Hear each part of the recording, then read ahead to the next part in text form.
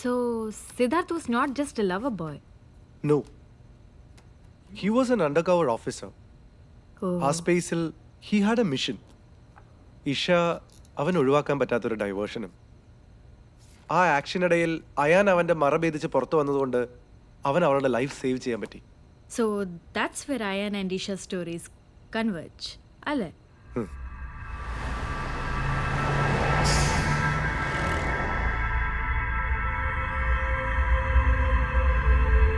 Thank you, doctor.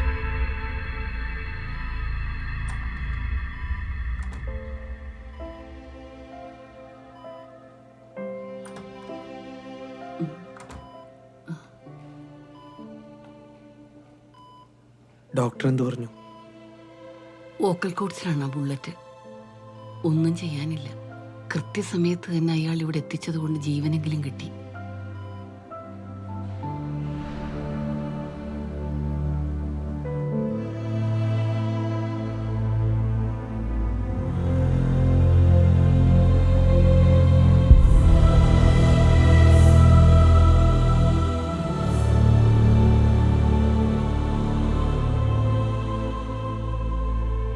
So, how are you doing today?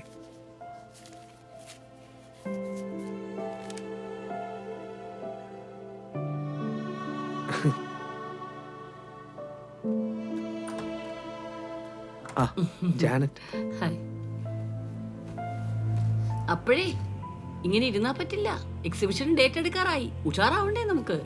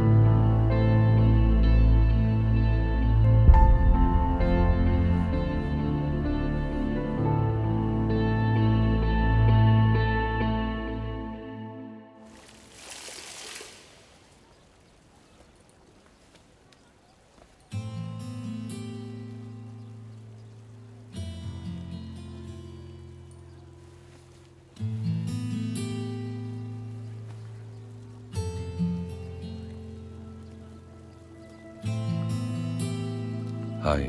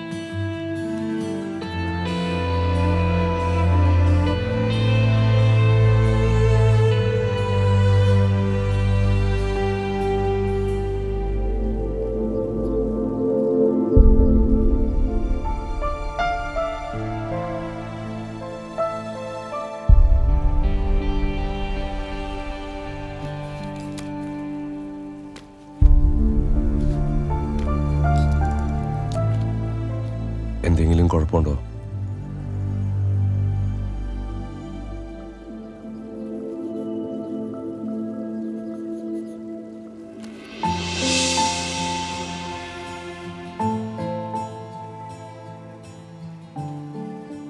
ഇപ്പോഴത്തെ മൂഡിൽ വേണ്ട. ഞാൻ നാളെ വരാം.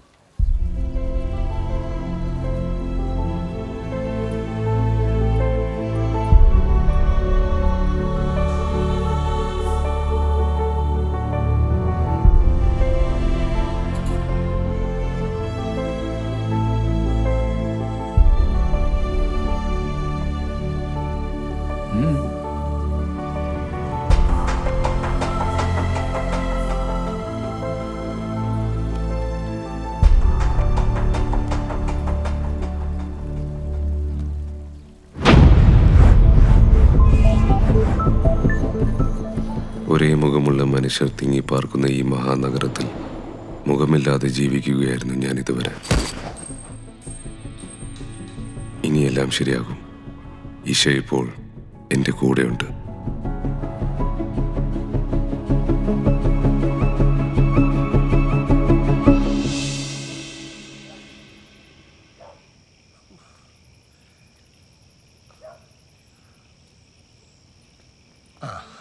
ഹായ്. See you. അയാൻ കയറുന്നില്ലേ? ഇല്ല, പിന്നെ ഒരിക്കലാവാം.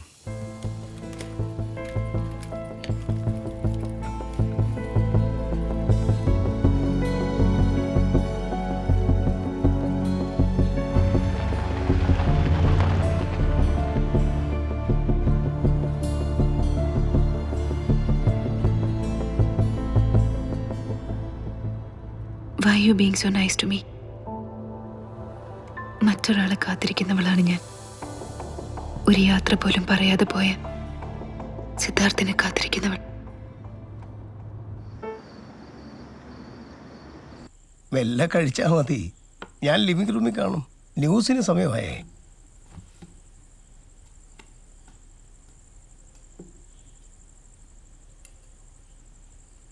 മതി മതി, താങ്ക്സ്.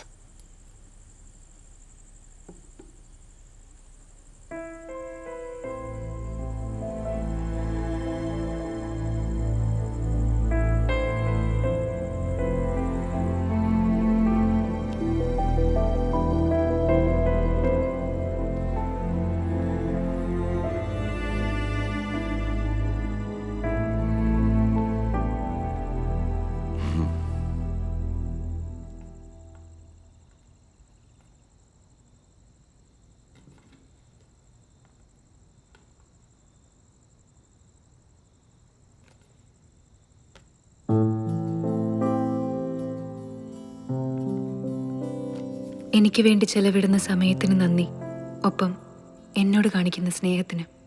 പക്ഷേ ഞാൻ മറ്റൊരാളെ ഇഷ്ടപ്പെട്ടു പോയി. നല്ല ചിത്രം.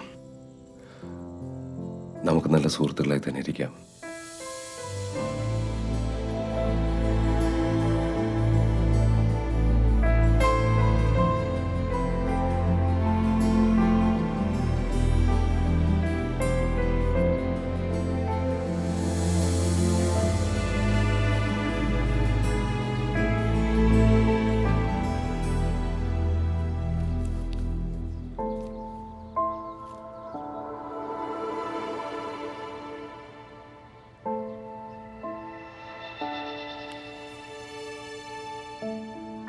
ഒരു ചെറിയ സന്തോഷത്തിന് പോലും കാത്തിരിക്കാനില്ല എന്ന് ഉറപ്പായ എൻ്റെ വഴിയിൽ എനിക്കേറെ ഇഷ്ടമുള്ള എൻ്റെ പൂക്കളുമായി കടന്നു വന്നവൻ സിദ്ധാർത്ഥ്. സിദ്ധാർത്ഥിന് വേണ്ടി ഞാൻ ഒന്നും ചെയ്തില്ല. ഒരു നന്ദി വാക്ക് പോലും കേൾക്കാതെ അവൻ പോയി. ഫെബ്രുവരി 17 എൻ്റെ പെയിന്റിംഗ് എക്സിബിഷൻ. സിദ്ധാർത്ഥ് വരുമെന്ന് പറഞ്ഞ ദിവസം ഞാൻ അവനെ കാത്തിരിക്കുകയാണ്. വെറുതെ കാത്തിരിക്കുന്നതിൽ അർത്ഥമില്ല. നമുക്ക് അവനെ അന്വേഷിക്കാം. ആരെ കാണണമെന്നാ പറഞ്ഞത്? സിദ്ധാർത്ഥ് ഇവിടെ ആർട്ട് ഡയറക്ടറായിരുന്നു.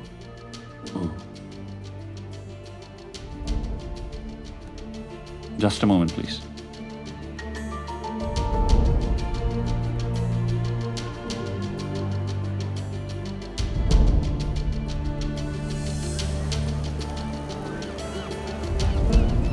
രവി പറയൂ. സർ, ചെറിയൊരു പ്രോബ്ലം. എന്തു പറ്റി? സിദ്ധാർത്ഥിനെ കാണണമെന്ന് പറഞ്ഞ് ഒരു പെൺകുട്ടി വന്നിരിക്കുന്നു. അയാളുടെ വേറെ ബൂട്ട്സ് വേണമെന്നാണ് പറയുന്നത്. ആര്? ഈശയോ? അതെ, കൂടെ വേറൊരാളും. അവളുടെ ആ അപ്പൂപ്പനാണോ? അല്ല സർ, ഒരു ചെറുപ്പക്കാരനാണ്. നിങ്ങൾ ആ പഴയ അഡ്രസ്സ് കൊടുത്താൽ മതി, അവിടെ തീരുമല്ല. ആ ഫോൺ നമ്പർ ഇപ്പോൾ ആക്റ്റീവ് അല്ല.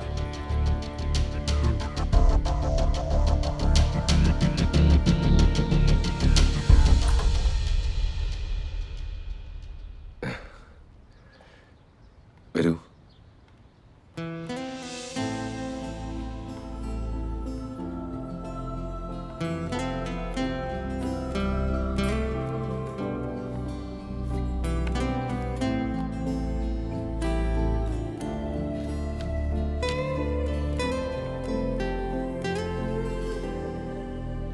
കോഫി.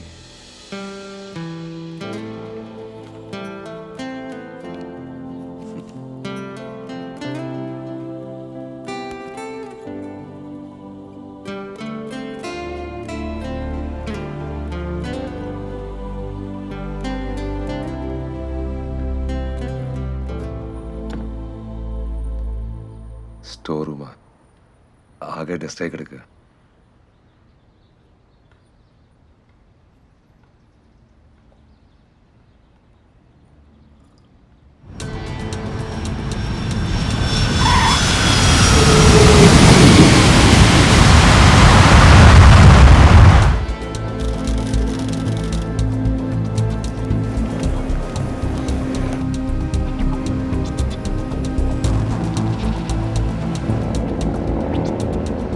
നീ ഞാൻ പറയുന്ന മനസ്സിലാക്ക് സിദ്ധാർത്ഥ്. അതിനാദ്യം എന്നെ വിശ്വസിക്കേ. You just believe me. നമ്മൾ ആരെങ്കിലും വിശ്വസിച്ചിട്ടുണ്ടോ സാർ? സാർ എന്നെ, ഞാൻ സാറിനെ.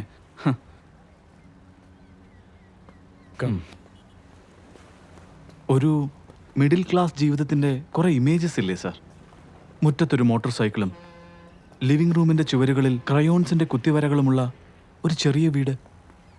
പുറത്ത് പെയ്യുന്ന മഴ കണ്ട് ഈ CD പ്ലെയറിൽ യേശുദാസിൻ്റെ പഴയ പാട്ട് കേട്ട് അവളെയും ചേർത്ത് പിടിച്ച് ഉറങ്ങാതെ കിടക്കുന്ന രാത്രികൾ. ചിലപ്പോഴെങ്കിലും ആഗ്രഹിച്ചിട്ടുണ്ട് സാർ അങ്ങനത്തെ ഒരു സാധാരണ ജീവിതം. ക്രയോൺസിന്റെ കുത്തിവരെയും ദാസേട്ടന്റെ പാട്ടും. 100 ചില്ലാനും കോടി ആളുകളുണ്ട് സിദ്ധാർത്ഥ് നീ പറഞ്ഞ ജീവിതം ജീവിക്കുന്നവരായിട്ട്. എല്ലാവരും ജീവിക്കുന്ന ജീവിതം അസാധാരണമായി തിരഞ്ഞെടുത്തവരാണ് നമ്മൾ. നിന്നെപ്പോലെ ഇത്തരം ചില പൈങ്കിളി വിഷ്വൽസ് കൊണ്ടുവരുന്ന ഒരു സുഹൃത്തുണ്ടായിരുന്നു എനിക്ക് ഡൽഹി ഫോഴ്സിൽ. ആദ്യമൊക്കെ അവളെക്കുറിച്ച് ഓർത്ത് അവൻ പറയാറുണ്ടായിരുന്നൊരു കാര്യമുണ്ടായിരുന്നു. കുളി കഴിഞ്ഞിറങ്ങുമ്പോൾ നൈറ്റിയുടെ പിൻഭാഗം നനച്ചുകൊണ്ട് കിടക്കാറുള്ള അവളുടെ തലമുടി. That is the most romantic metaphor he had. എന്നിട്ടെന്താ, അവൻ അവളെ കെട്ടി. അതോടെ ആ ലല്ലാ വിഷ്വലും പോയി. He started hating her. നനഞ്ഞ നൈറ്റി ഈറിൻ്റെ മടുപ്പിക്കുന്ന ഗന്ധമായി. So that's life. അപ്പോൾ അത് വിട്ടേക്കോ സിദ്ധാർത്ഥ്, നിന്റെ വിഷ്വൽസ്, നിന്റെ ഇമേജസ്. കഴിയുന്നില്ല sir. I hate to say it, but I am stuck on her. അവൾക്കിപ്പോൾ നിന്നെക്കുറിച്ച് ഓർത്ത് വേവലാതിപ്പെടാൻ സമയമില്ല സിദ്ധാർത്ഥ്. അവളുടെ ജീവിതത്തിൽ വേറൊരാളുണ്ട്, മറ്റൊരു പുരുഷൻ. ആര്? ഒരു സാധാരണക്കാരൻ. ഡൗൺ ടൗണിൽ ചെറിയൊരു ബിസിനസ് ഉണ്ട്. 3 വർഷമായി ബാങ്കോക്കിൽ. ഞാൻ അന്വേഷിച്ചിരുന്നു അയാളെ പറ്റി.